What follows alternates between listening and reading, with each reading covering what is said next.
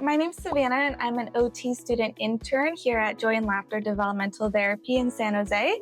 And today I'm going to go over some 5 simple tips to help prepare your kids for sleep.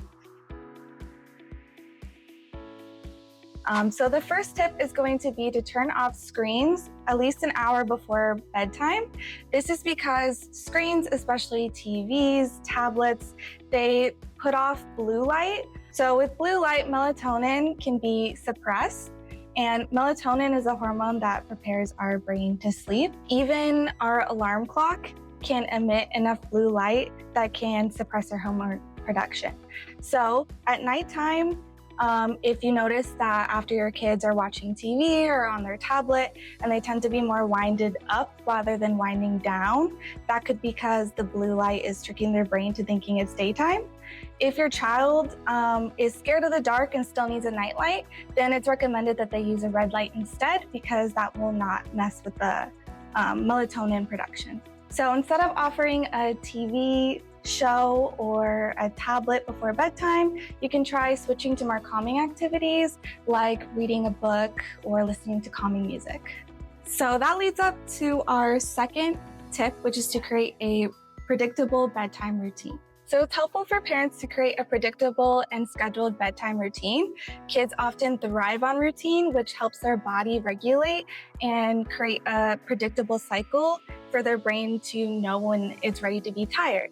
So for example, after a few nights of eating dinner, having bath time, then putting on PJs and reading a bednight story, you may start to see your kids start to yawn during story time, which is a good prediction that your kids are starting to follow that routine and your brain is starting to recognize that it's now time to get sleepy. The third tip is to make sure that naps are not disrupting our nighttime sleep. So too many naps during the daytime as well as naps too late during the day can make bedtime a struggle for kids. This can also lead to a vicious cycle of daytime sleepiness and then poor sleep. If you notice your child is taking naps around 4 to 6 p.m. and then not being tired enough to go to bed around bedtime, then it may be better to reduce the naps during the day or to move the naps earlier in the day. And then tip number 4 is to practice separating from your kids during the day so that they are able to fall asleep by themselves at night. Kids who struggle to separate from their parents during the daytime may have trouble saying goodbye during nighttime. So ways that parents can reduce this fear is to play little games like peekaboo or practice short goodbyes with daytime drop-offs at like daycare or at school. So when it comes to bedtime, they are okay with separating from their parents. In addition, a kid who is able to fall asleep on their own at first an initial bedtime, if they wake up in the middle of the night, then they're more likely to be able to fall asleep on their own. And then the parents will be able to enjoy their own sleep.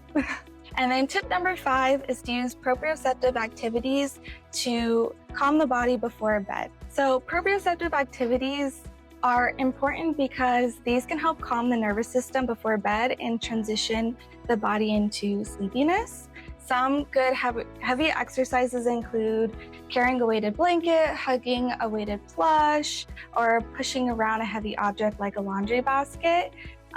These are great to add to your nighttime routines. So all in all, every child is different. So it's important to try out these different tips for a week or 2 and see what works for your child. Every kid struggles with sleep, even every adult. So if you have issues, feel free to call Joy and Laughter.